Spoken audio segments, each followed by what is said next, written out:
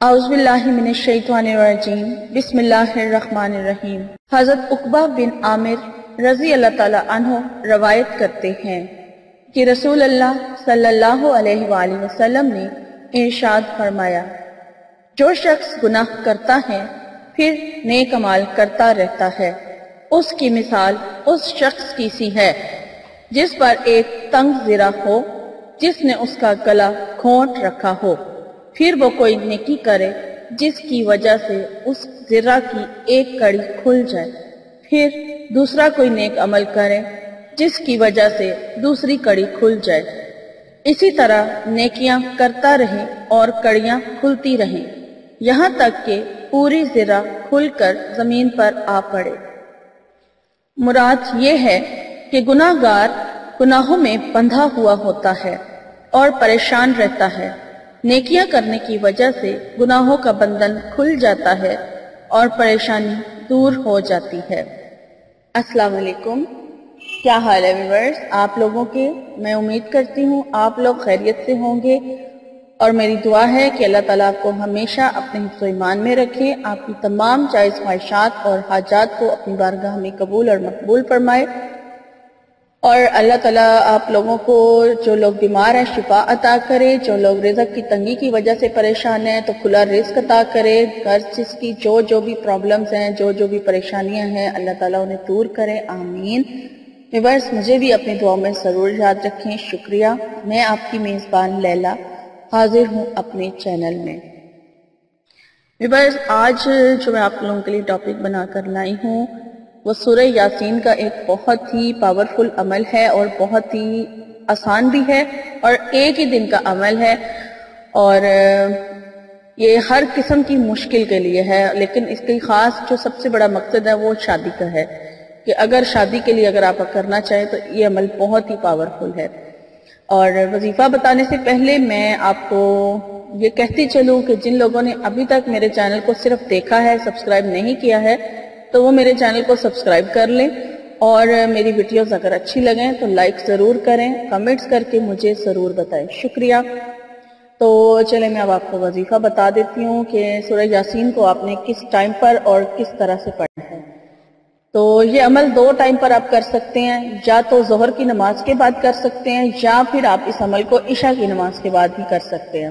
اب جو ٹائم آپ کو سوٹ کرتا ہے آپ اس ٹائم یہ عمل کریں گے، اور اس عمل کے دوران آپ نے نہ تو کسی سے بات کرنی ہے اور نہ ہی آپ نے اپنی جگہ چھوڑنی ہے، یعنی کہ وضو میں رہنا ہے، اور کوشش کریں کہ پورا عمل ختم کرنے کے بعد ہی آپ جو ہے اپنی جگہ سے اٹھیں یا کوئی کام وغیرہ دیکھیں۔ اس لیے بہتر ہے کہ عشاء کے بعد کر لیا جائے، جب سارے کاموں سے فارغ ہو کے کیا جائے۔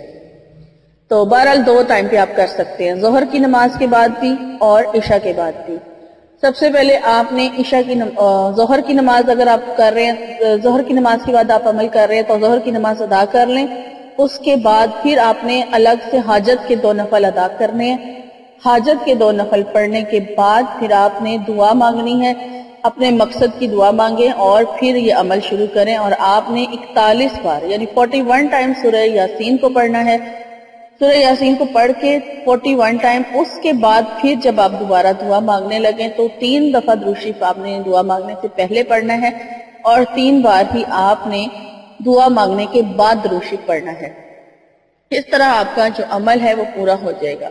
اسی طرح سیم اگر آپ عشاء کے بعد کرنے لگے ہیں تو سیم اسی طریقے سے آپ یہ عمل کریں گے۔ پہلے 2 رکعت عشاء کی پوری نماز ادا کر لیں، پھر 2 رکعت حاجت کے نفل پڑھ لیں۔ حاجت کے نفل ادا کرنے کے بعد 41 بار سورہ یاسین کو پڑھا جائے گا، اپنے مقصد کی کسی بھی ایک مقصد کے لیے، کسی بھی ایک مشکل کے حل کے لیے، کوئی بھی پریشانی ہو، کوئی بھی پرابلم ہو، کوئی کسی قسم کا بھی آپ کا مقصد ہو، آپ اس عمل کو کر سکتے ہیں۔ اپنی پسند کی اگر آپ شادی کرنا چاہتے ہیں تب بھی آپ یہ عمل کر سکتے ہیں۔ آپ نے صرف 41 بار سورہ یاسین پڑھنی ہے، ایک ہی نشست میں پڑھنی ہے، اور ایک ہی بندہ پڑھے گا، 2 بندے مل کر اس عمل کو نہیں کریں گے۔ تو جو عمل کرنا چاہ رہا ہے وہ اگر کوئی شادی کے لیے کرنا چاہ رہا ہے تو وہ بہتر ہے کہ خود جس نے شادی کرنی ہے وہ خود یہ عمل کرے، اور اگر بہرحال جس کا جو مقصد ہے، اگر کسی کو نوکری کے لیے کرنا ہے تب بھی وہ خود یہ عمل کرے۔ تو یہ بہت ہی کامیاب اور گارنٹیڈ عمل ہے، اور انشاءاللہ تعالی اس عمل کی برکت سے آپ کا مسئلہ ضرور حل ہو جائے گا۔ اور میری ویڈیو یہاں پر ہوتی ہے ختم. میرا آج کا وظیفہ جو میں لائی تھی وہ میں نے آپ کو بتا دیا ہے. اگر آپ کو اچھا لگے تو اسے لائک کر دیں اور شیئر کر دیں ان لوگوں کے ساتھ جن لوگوں کو اس کی ضرورت ہے، اور میرے چینل کو سبسکرائب ضرور کر لیں. اور جانے سے پہلے میں آپ کو ایک اور حدیث جو ہے وہ آپ سے شیئر کرنا چاہ رہی ہوں.